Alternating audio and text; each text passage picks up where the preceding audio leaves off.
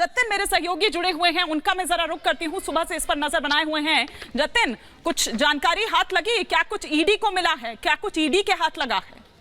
कुछ आपके हाथ भी लगा?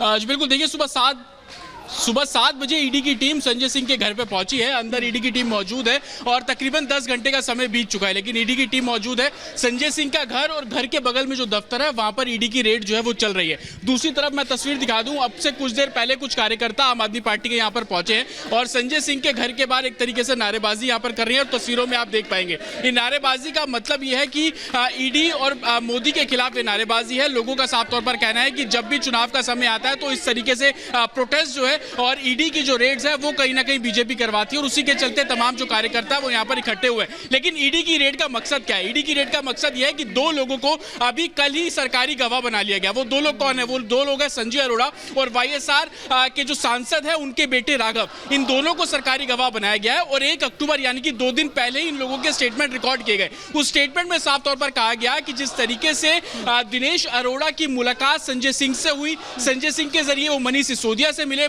मनीष सिसोदिया के जरिए पूरी आबकारी नीति जो है वो प्लान की गई, उसमें संजय सिंह का भी अहम रोल है। ये दिनेश अरोड़ा के स्टेटमेंट है ईडी को। उसी स्टेटमेंट के आधार पर ईडी जो है आज संजय सिंह के आधार पर आज सुबह ईडी यहां पर पहुंच जाती है। बिल्कुल जतिन हमारे सहयोगी जानकारी दे रहे हैं, ये एक्शन अभी भी जारी है, प्रदर्शन उधर आपको दिखाई रहे हैं, नजर आप बना के रखिए। जतिन, फिलहाल शुक्रिया इस तमाम जानकारी के लिए आपका। लेकिन संजय जी, आप ही से इस चर्चा की मैं शुरुआत करना चाह रही हूं कि पहले सत्येंद्र जैन को हमने देखा, फिर मनीष सिसोदिया को हमने देखा, अब क्या लग रहा है कि संजय सिंह जी की भी यहाँ पर जो मुश्किलें हैं वो यहाँ पर बढ़ने वाली है। लेकिन हर एक्शन से पहले आप लोग इतना हो हंगामा क्यों करने लगते हैं?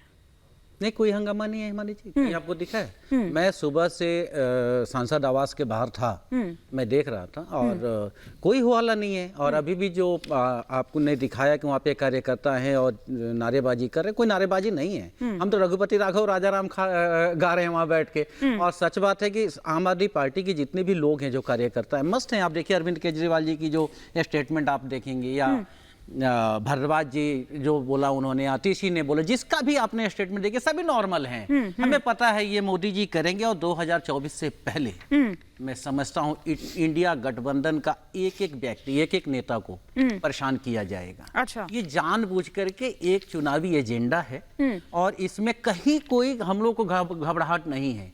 कर लीजिए आप काम। आज 15 महीने से जिसकी आप जांच कर रहे हैं, मैं तो कहता हूं भारत के ईडी और सीबीआई को क्या बना दिया मोदी जी ने।